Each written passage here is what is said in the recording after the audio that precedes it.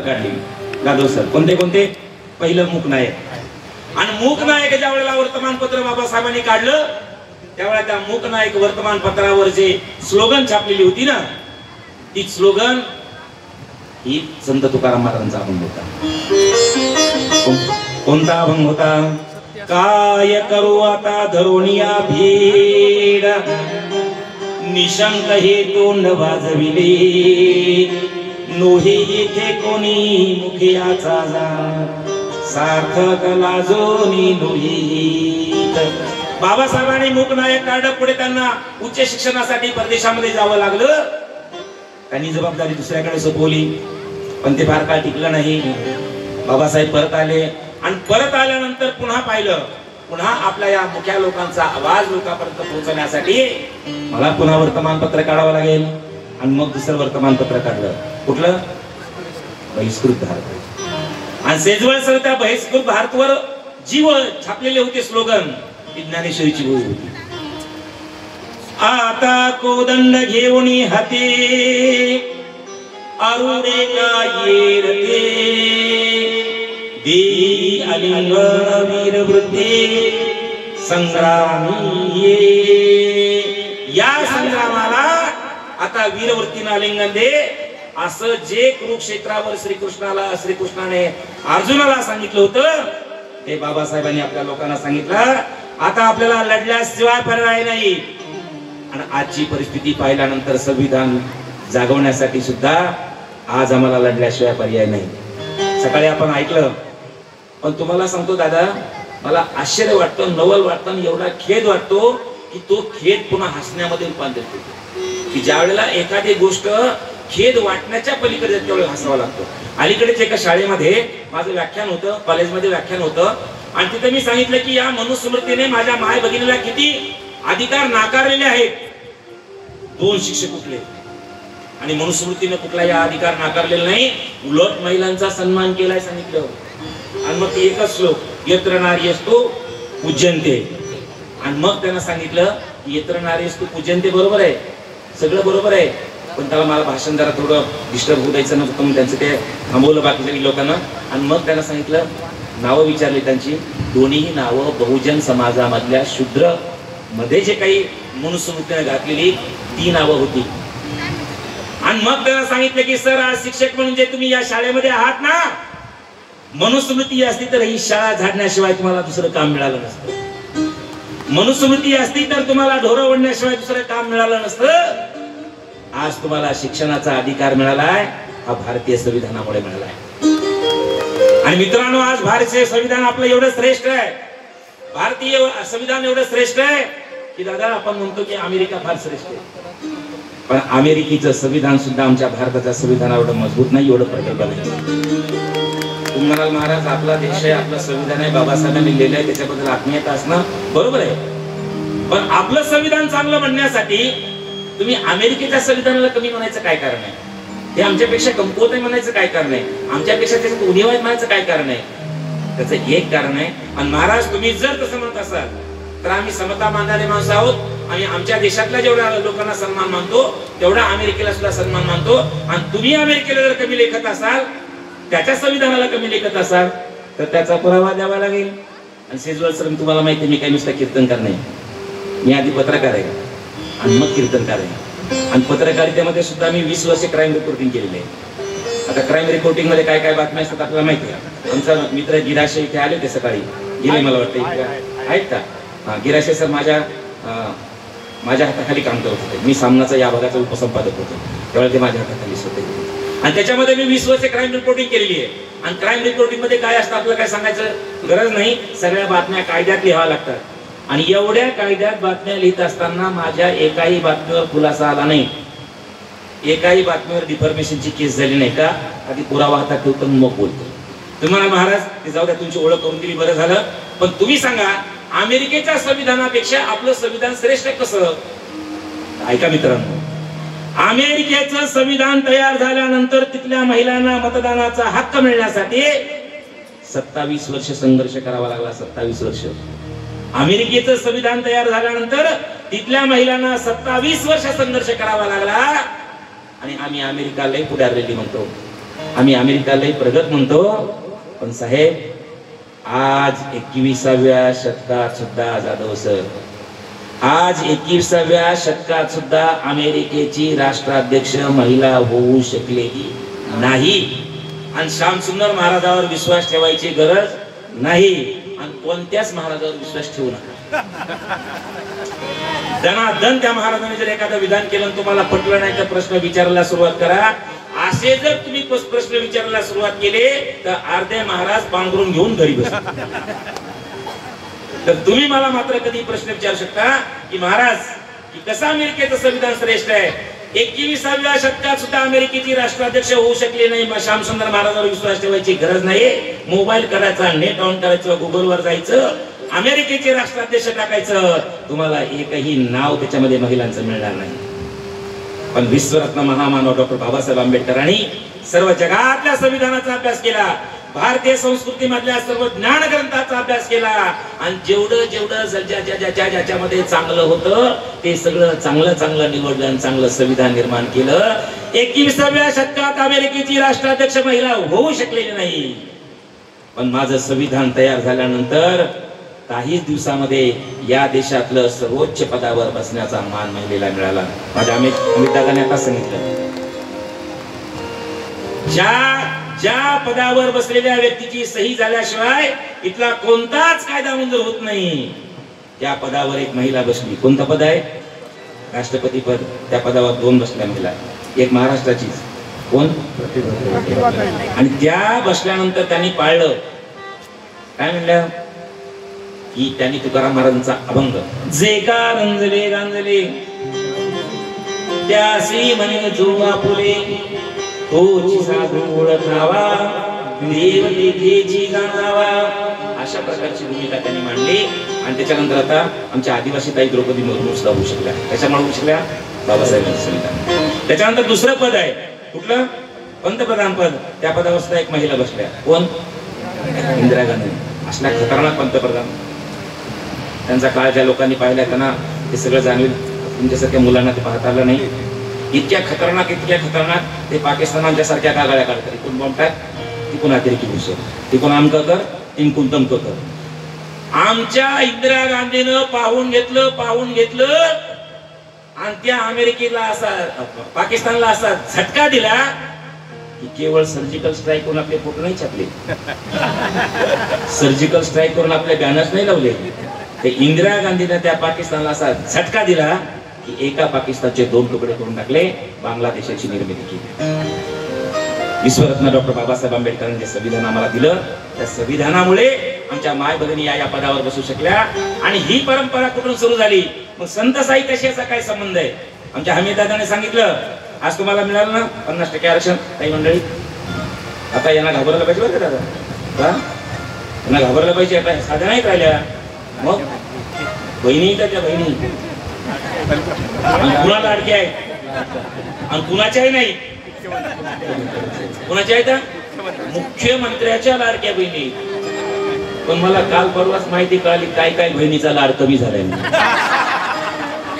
म्हणजे ज्या बहिणीच्या घरात गाडी आहे तिचा लाड बंद, ज्या घरात कुणीतरी एखादा कामगार आहे तिचा लाड बंद, असं सुरू झाले. म्हणून भावांचे हाल वाढले, बहिणीचे हाल सुरू झाले आणि आमच्या शेतकरी भावांचे हाल. बाबा मी स्वतः शेती करायला, माझं चप्पल तुम्ही पहा आता चिखलाने भरलेलं, निघायची वेळ झाली, काल पाणी देऊन शेतावरून आलो आणि तशाच भरलेल्या चप्पल इकडे आलो.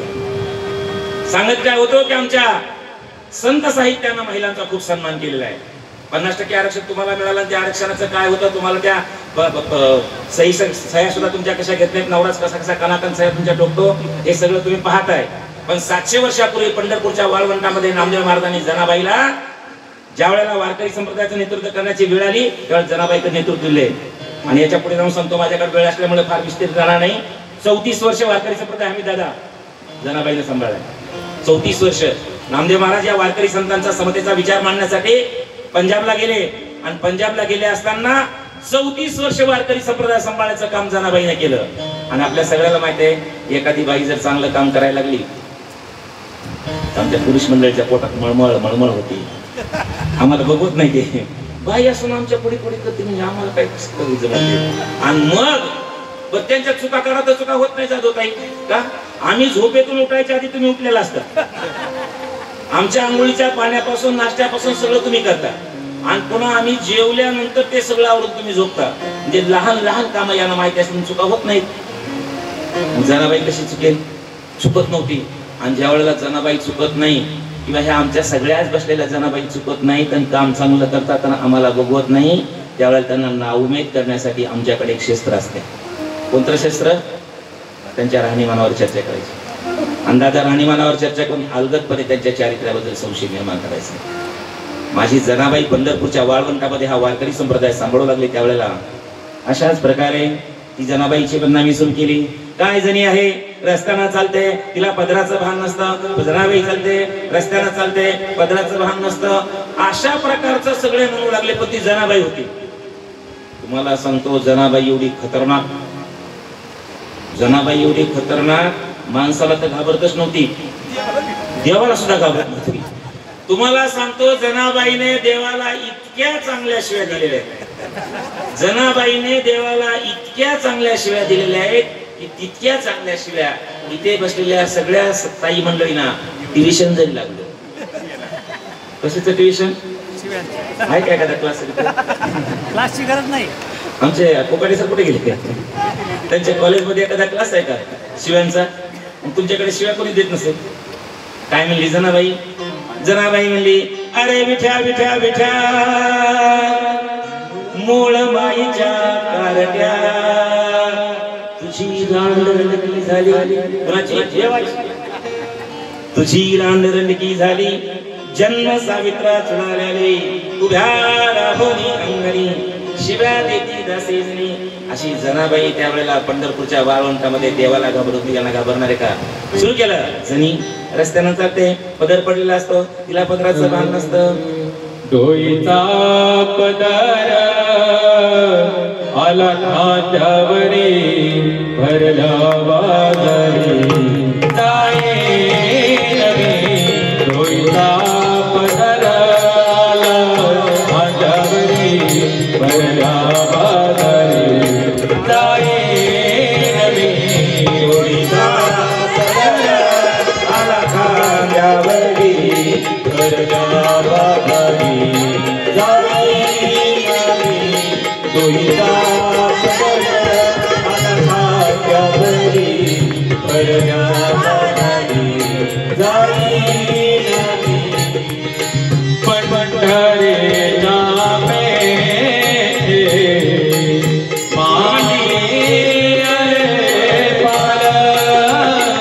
पंढरीच्या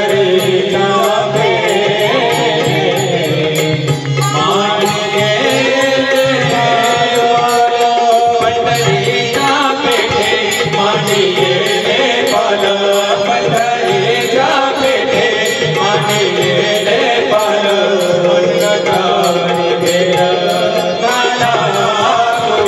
रे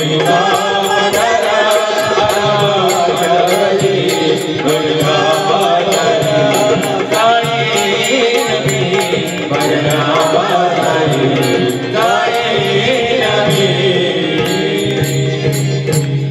सातशे वर्षापूर्वी पंढरपूरच्या वाळवंटामध्ये नामदेव महाराजांनी जनाबाईला नेतृत्व करण्याची संधी दिली.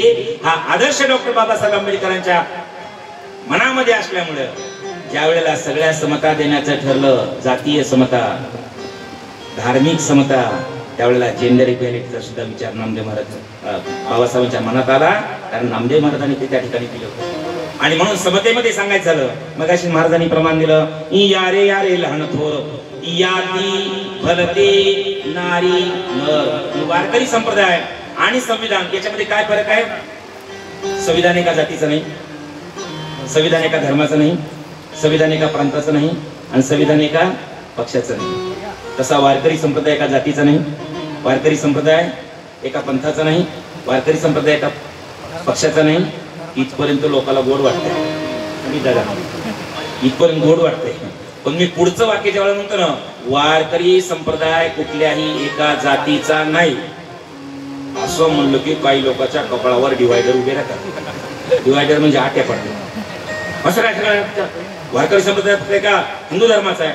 आणि कुणी जर वारकरी संप्रदायाला एकट्या हिंदू धर्मामध्ये कोंबायचा प्रयत्न करत असेल तर तो वारकरी संप्रदायाचा गौरव करतो असं नाही, तो वारकरी संतांचा अपमान करतोय असं म्हटलं पाहिजे. आपण अगदी वारकरी, आम्हाला कीर्तन करायला मर्यादा आहेत म्हणून आम्हाला कविता बिविता म्हणता येत नाही जास्त, म्हणून आम्हाला संतांचीच प्रमाण द्यावे लागतात. मग तुम्ही म्हणाल महाराज वारकरी संप्रदायामध्ये यापूर्वी मुसलमान पुरे होऊन गेले का? त्याचं सुद्धा प्रमाण आमच्या तुकाराम महाराजांनीच एका ठिकाणी लिहून ठेवलेलं आहे. कबीर मोमीन लतीफा मुसलमान, कबीर मोमीन लतीफा मुसलमान, कबीर मोमीन लतीफा मुसलमान, कबीर मोमीन लतीफा मुसलमान, कबीर मोमीन लतीफा मुसलमान, कबीर मोमीन लतीफा मुसलमान, कबीर मोमीन लतीफा मुसलमान, कबीर मोमीन लतीफा मुसलमान. सेना नाविजान विष्णु दास, सेना नाविजान विष्णु दास, कबीर मोमीन लतीफा मुसलमान, कबीर मोमीन लतीफा मुसलमान, कबीर मोमीन लतीफा मुसलमान, कबीर मोमीन लतीफा मुसलमान, सेना नाभिजान विष्णुदास. म्हणून वारकरी संप्रदायामध्ये कोण कोण उभं याची सगळी यादी दिलेली आहे. आणि आतापर्यंत वारकरी संप्रदायामध्ये 42 मुसलमान संत झाले, 42 मुसलमान संत. आणि ज्याच्यामध्ये एका संतांची समाधी तर आपल्या श्रीगोंद्याला आहे, जसं आमचा अमित भाई त्या जिल्ह्यातून आलेला आहे, शेख मोहम्मदांची. आणि शेख मोहम्मदांचे अभंग सुद्धा मराठीमध्ये, आमच्या सय्यद भाई संकेत मराठीमध्ये अभंग काय म्हणतात आमचे शेख मोहम्मद. काटे कितकीच्या झाडा आत फुलला केवडा, नारळवरिका कठीण आत अमृत जीवन. म्हणजे तुमच्या जीवनामध्ये येणारा प्रत्येक प्रसंग हा तुम्हाला सुकर असेल असं नाही. कधी काय काटेरी वाटेवरून चालावं लागेल, पण त्या काटेरी वाटेवरून चालल्यानंतर तुमच्या जीवनाला मिळणारा सुगंध हा किती सारखा असाय. सर्व धर्माचा सुद्धा आहे. वेळ कमी असल्यामुळे मी तुम्हाला सांगतो, याच्यामध्ये समता आपल्याला दिसली, जेंडर इक्वॅलिटी दिसली, धार्मिक इक्वॅलिटी दिसली, आमच्या सर्व जातीची इक्वॅलिटी दिसली. आणि याच्यामुळे आपल्याला जे आमच्या संविधानामध्ये समता सांगितलेली आहे ती संतांमध्ये दिसली आहे. दुसरं काय? स्वातंत्र्य. खरं तर वारकरी संप्रदायाच्या अगोदर असं मगाशी म्हटल्याप्रमाणे जे शिक्षक होते त्यांना जसं ज्ञान देण्याचा अधिकार नव्हता, तसं या श्यामसुंदरला सुद्धा कीर्तन करण्याचा अधिकार नव्हता, या सय्यदला सुद्धा कीर्तन करण्याचा अधिकार नव्हता, या बाबांना सुद्धा असं टाळ घेऊन उभा राहता आलं नसतं. पण पंढरपुरामध्ये संत श्रेष्ठ नामदेव महाराजांनी क्रांती केली. अगोदर कीर्तन नव्हतं असं नाही, आजही कीर्तन आहे. महाराष्ट्रात एकंदर 4 कीर्तन परंपरा आहेत. कोणत्या कोणत्या? सर्वात जुनी नारदीय कीर्तन परंपरा, दुसरी वारकरी कीर्तन परंपरा, तिसरी रामदासी कीर्तन परंपरा, आणि चौथी आमचे तुकडोजी महाराज यांनी सुरू केलेली आता सत्यपाल महाराज करतात ती कीर्तन परंपरा. अशा 4 कीर्तन परंपरा आहेत. नामदेव महाराज सुद्धा कीर्तन परंपरा होती. मध्ये बाबा उभा राहायचा, डाव्या बाजूला पेटीवाला, उजव्या बाजूला तबलेवाला, आणि एकट्यानं सांगायचं, बाकीच्यानं ऐकायचं. ज्ञान देण्याचा अधिकार फक्त एकट्याकडे होता. संत श्रेष्ठ नामदेव महाराजांनी पहिलं काही काम केलं असेल तर या बाजूला 5-25 टाळकरी, त्या बाजूला 5-25 टाळकरी, आणि कीर्तनकार जो विषय सांगत असेल त्या कीर्तनाला सांगणाऱ्या विषयाला अनुसरून प्रमाण देण्याचा अधिकार टाळकऱ्यांना दिला. आणि सांगितलं म्हणे ज्ञान देवा बोला अभंग, गणी म्हणे ज्ञान देवा बोला अभंग,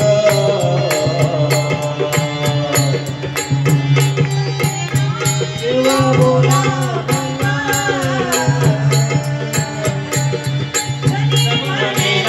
देवा बोला अभंग. नामदेव कीर्तन करी पुढे देवनाचे पांडुरंग, नामदेव कीर्तन करी पुढे देवनाचे पांडुरंग, नामदेव कीर्तन करी पुढे देवनाचे पांडुरंग. नामदेव महाराजांनी कीर्तन सुरू केलं. या बाजूला 5-25 टाळकरी, त्या बाजूला 5-25 टाळकरी, आणि कीर्तन करणाऱ्याला बाजूच्या लोकांना प्रमाण देण्याचा अधिकार दिला. म्हणजे खऱ्या अर्थानं आध्यात्मिक लोकशाहीचा पाया घातला. आणि म्हणून कीर्तनाचं स्वातंत्र्य दिलं. आणि पुन्हा कोणाला अधिकार दिला? स्वातंत्र्य ना आपल्याला अधिकार दिला ना. संवादाचा कोणाकोणाला अधिकार दिला माहिती का? ब्राह्मण क्षत्रिय वैश्य शूद्र चांडाळाही अधिकार. ब्राह्मण क्षत्रिय वैश्य शूद्र चांडाळाही अधिकार. बाळे नारी नर आदी करोनी वेशाही. समाजातला एक घटक सोडला नाही. आज आपण कितीही उदार झालो तर वेशाकडे असं उघड मनानं जाणार नाही. पण वारकरी संप्रदायामध्ये वेशेची मुलगी सुद्धा संत होऊ शकते. हे वारकरी संप्रदायाचं ऐश्वर्य आहे. आणि म्हणून डॉक्टर बाबासाहेब आंबेडकरांनी सुद्धा मतदानाचा हक्क देत असताना असा भेदभाव नाही केला, सगळ्यांना सारखा अधिकार दिलेला आहे. आणि म्हणून अधिकार स्वातंत्र्य या ठिकाणी दिले. व्यक्त होण्याचं स्वातंत्र्य, अभिव्यक्ती स्वातंत्र्य. नामदेव महाराजांच्या अगोदर असं कीर्तन करण्याचा अधिकार नव्हता. म्हणून नामदेव महाराजांनी एक काव्य प्रकार निर्माण केला. कोणता? अभंग. आणि आपल्या त्यावेळच्या वेगवेगळ्या जातीतल्या 24 संतांना अभंग लिहायला लावले. आणि त्याच्यात सगळ्यात जास्त जर कुणाला प्रेम नामदेव महाराज सुद्धा चोखोबा महाराजांच्या कुटुंबावर, चोखोबा महाराजांच्या कुटुंबावर. नामदेव महाराजांच्या घरातल्या सगळ्या लोकांच्या नावानं अभंग आहेत. आणि चोखोबा महाराजांच्या कुटुंबातल्या सुद्धा सगळ्या लोकांचे अभंग आहेत. सकाळी आमच्या उत्तम दादांनी सांगितलं की चोखोबा हे देवाकडे विनंती करतात, स्वतःलाच त्या ठिकाणी दोष देतात की मी मागच्या जन्मामध्ये पाप केलं वगैरे वगैरे. आणि म्हणून मला अशा प्रकारचं असलं काय असलं पाहिजे का? कारण त्यांच्यावर लादलेली गुलामगिरीची बेड होती. मग मला वाटतं सांगितलं गुलामगिरीच्या बद्दल की स्वतः तयार केलेल्या बेड्या ऐकल्या, आपण स्वीकारलेल्या बेड्या तोडून टाकल्या पाहिजे. पण चोखोबा महाराजांचा मुलगा आहे ना, तो खतरनाक. पण तरी सुद्धा नामदेव महाराजांनी या ठिकाणी लिहिण्याची परवानगी दिल्यामुळे चोखोबांनी सुद्धा आपली एक वेदना बोलून दाखवलेली आहे. अलीकडेच ते बडव्यांना हटवलं. बडव्यांना हटवल्यानंतर चर्चा सुरू झाली. पंढरपूर मधून बडव्यांचे प्रतिनिधी होते, पुण्यातून सदानंद मोरे सर होते, मुंबईच्या स्टुडिओ मध्ये मी होतो.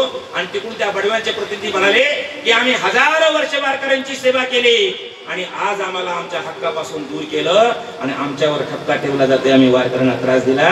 आम्ही वारकऱ्यांना त्रास दिल्याचा कोणी लेखी पुरावा द्यावा, आम्ही आमचं म्हणणं मागे घेतो. मध्ये सदानंद मोरे सरांना काहीतरी प्रश्न विचारला, त्यांनी त्याचं उत्तर दिलं. माझ्याकडे ज्या वेळेला अँकर आला आणि त्या अँकरने विचारला काहीतरी वेगळा प्रश्न, त्यावेळेला मी सांगितलं की आमच्या पंढरपूर मधल्या महाराजांनी का आव्हान दिलंय की लेखी जर काही पुरावा असेल तर द्यावं. मी लेखी पुरावा देणार आहे आणि 700 वर्षापूर्वीचा पुरावा देणार आहे. म्हणजे काय पुरावा आहे? त्यावेळेला त्यांना सांगितलं, चोखोबा महाराज लिहून ठेवतात, धाव घाली आता पिठू आता चालू नको मंद, बडवे मज मारिता ते काय ऐसा अपराध, विठोबाचा हार तुझ्या कंठी कैसाला आणि सेव्या देती म्हणती महाराज देव वातविला.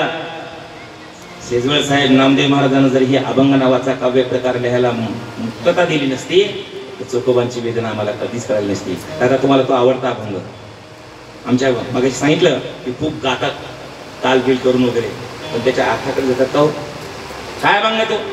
अभीर गुलाल उधळीत रंग, नाथा घरी नाचे माझा सखा पांडुरंग. आणि त्याच्यातली वेदना बघा. कुंभ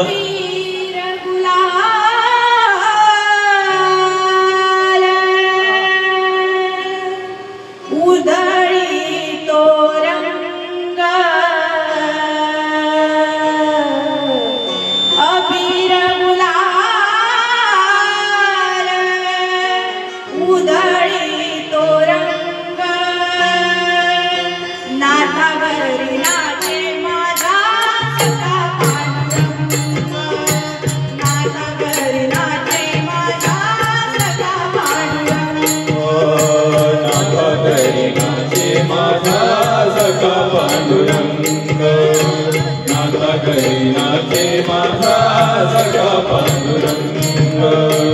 अबीर गुलाल उधळी तो रंग, अबीर गुलाल उधळी तो रंग, नाथा घरी नाचे माझा सखा पांडुरंग, नाथा घरी नाचे माझा सखा पांडुरंग, नाथा घरी नाचे माझा सखा पांडुरंग. दोन तासाकडे जायला आमच्या जाधव साहेबांवर अन्याय होईल. कारण वेळ सगळ्यांनी पाळली पाहिजे. आणि म्हणून सांगत होतो की आमच्या चोखोबा महाराज लिहितात काय घालतात? अबीर गुलाल उधळीत रंग, नाथा घरी नाचे माझा सखा पांडुरंग. पण हिच्यातली वेदना कोणाला कळली का? गायन ऐकलं आम्ही. आता जरी तुम्ही युट्यूबला गेला तरी अशा अशा अशा अशा ताना मारणाऱ्या बऱ्याच दिसतील, पण त्यातली वेदना कळली का कोणाला? काय वेदना आहे? उंबरठ्यासी कैसे शिव आम्ही यातीहीन, रूप तुझे कैसे पाहू त्यात आम्ही दीन. किती वेदना असेल बोलण्याची, केवढं त्याच्यामध्ये दुःख असेल हृदयामध्ये. मी तुझं रूप पाहू शकत नाही आणि म्हणून तुझ्या उंबरठ्याजवळ राहावं लागतं. हे जर नामदेव महाराजांनी अभंग लिहिण्याचं माध्यम उपलब्ध केलं नसतं तर हे अभिव्यक्त होता आलं नसतं, या भावना आम्हाला कळाल्या नसता. चोखोबा तरी मगाशी म्हटल्याप्रमाणे, उत्तम सर म्हटल्याप्रमाणे सुद्धा, आणि एकंदर आपण पाहिले तर त्यांची थोडी देवाकडे थोडी याचना विचना करणार आहे. पण त्या चोखोबा महाराजांचा मुलगा कर्ममेळा खतरनाक आहे. तो देवाकडे याचना विचना नाही करत. कर्ममेळा आई बाप्पा बरोबर कीर्तन ऐकायला जातो. आज कीर्तन चाललेले आणि महाराज आतले मस्तपैकी गल्ली होऊन सांगू लागले की देव किती कृपाळू आहे आणि हा कृपाळू सगळ्याकडे, देव सगळ्याकडे सारख्या नजरेने पाहतो. आणि मग इथे मधला श्लोक म्हणतात कोणता? ममे वांश जीव लोके जीवभूत सनातनः. या जगामधले सगळे जीव, भगवंत सांगतो, या जगामधले सगळे जीव हे माझा अंश आहेत, माझे लेकर आहेत. रोज रोज रोज रोज तो कर्ममेळा ऐकतो आणि त्याच्या मनामध्ये प्रश्न पडतो की या जगामधली सगळी लेकरं ह्या देवाचा अंश आहे, मग आम्ही कोणाचा अंश आहे? आम्हाला का मध्ये जाता येत नाही? कीर्तन होतं, टाळ वाजवतात, आरत्या करतात, माझ्या बापाला आरती का करता येत नाही? माझ्या बापाला तिथे का जाता येत नाही? नवे नवे कीर्तन झाल्यानंतर सगळ्या पंक्ती पडतात, आमच्या पोटात कावळे राहिलेले असतात, त्यावेळेला आम्हाला दारात बसावं लागतं. दादा मागाशी उत्तम दादा सांगत होते ना, त्यावेळेला माझ्या चेहऱ्यासमोर कर्ममेळा होता. कर्ममेळ्याच्या मनामध्ये प्रश्न पडतो, मध्ये पंक्ती बसताना मला दारात बसावं लागतं आणि ज्या वेळेला पंक्ती संपतात त्यावेळेला ते उचललेली पत्रीवाळी बाहेर टाकल्या जातात आणि त्या उष्ट्या पत्रवाळीवर आम्हाला जगावं लागतं. हा जर देव म्हणतो की ही सगळी माझी लेकरं आहेत, मग आम्ही कुणाची लेकरं आहेत? आणि असा पक्षपातीपणे वागल्याबद्दल कर्ममेळा देवाला फक्त प्रश्न नाही विचारत की देवा तू असं पक्षपातीपणे का वागतो म्हणून. कर्ममेळा देवाची लाज काढतो, लाज. काय म्हणतो कर्ममेळा? कर्ममेळा म्हणतो, आमुची केली ही नाही याती तुझं ना कळे श्रीपती, जन्म गेला उष्टे खाता आणि लाज नाही तुझ्या चित्ता. देवा मी उष्टे खातो तेव्हा तुला लाज कशी वाटत? अंतःकरणातली वेदना व्यक्त करण्याचं अभिव्यक्ती स्वातंत्र्य जे आहे ना, नामदेव महाराजांनी आपल्या संत मित्रांना, सहकाऱ्यांना त्या ठिकाणी व्यक्त व्हायला सांगितलं आणि त्या व्यथा वेदना आम्हाला कळाल्या. आणि म्हणून डॉक्टर बाबासाहेब आंबेडकरांना सुद्धा वाटलं या सगळ्या लोकांना, माझ्या लोकांना आतापर्यंत दाबून ठेवलेले ना, त्यांना सुद्धा अभिव्यक्त होण्याचं स्वातंत्र्य मिळालं पाहिजे. म्हणून समता, स्वातंत्र्य आणि बंधुत्व सांगून थांबणार आहे.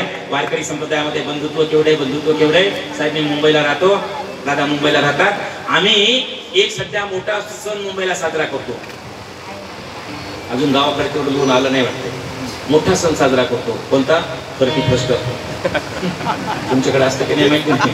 ही सगळे तरुण मंडळी वगैरे आता एकमेकाला वर्गणी काढायला पण भेटावं लागत नाही. एक व्हॉट्सअपवर ग्रुप करायचा, जे काल त्याच्यावर चर्चा करून ठरवायची आणि पुन्हा वर्गणी सुद्धा गोळा करायची. फोन पे वर गोळा करायची आणि मग ते सगळे तरुण मंडळी 20 ते 35 दरम्यानची तरुण मंडळी सगळे 25-30 तारखेपर्यंत पैसे गोळा करतात आणि मग एखादं तीर्थक्षेत्र निवडतात.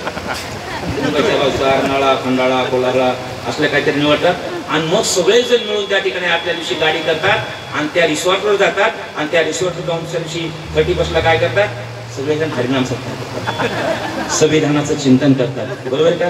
काय करतात आपल्या सगळ्याला माहिती आहे. आणि जे तिकडे जाऊ शकलेले नाहीत, जे तिकडे जाऊ शकलेले नाहीत ते गेट ऑफ इंडियाला जातात आणि 1-1.5 तास 10-12 हजार पुरुष जे मुलं आणि 10-12 हजार मुली, तरुण तरुणी 1-1.5 तास एकत्र असतात. तर जवळच्या पोलीस स्टेशन मध्ये 200 ते 300 तक्रार दाखवतात. मी क्राईम रिपोर्ट करून मला माहित आहे की त्यानं माझ्याकडे चुकीच्या नजरेनं पाहिलं, त्यानं मला चुकीचा इशारा केला. अशा प्रकारच्या तक्रारी होतात.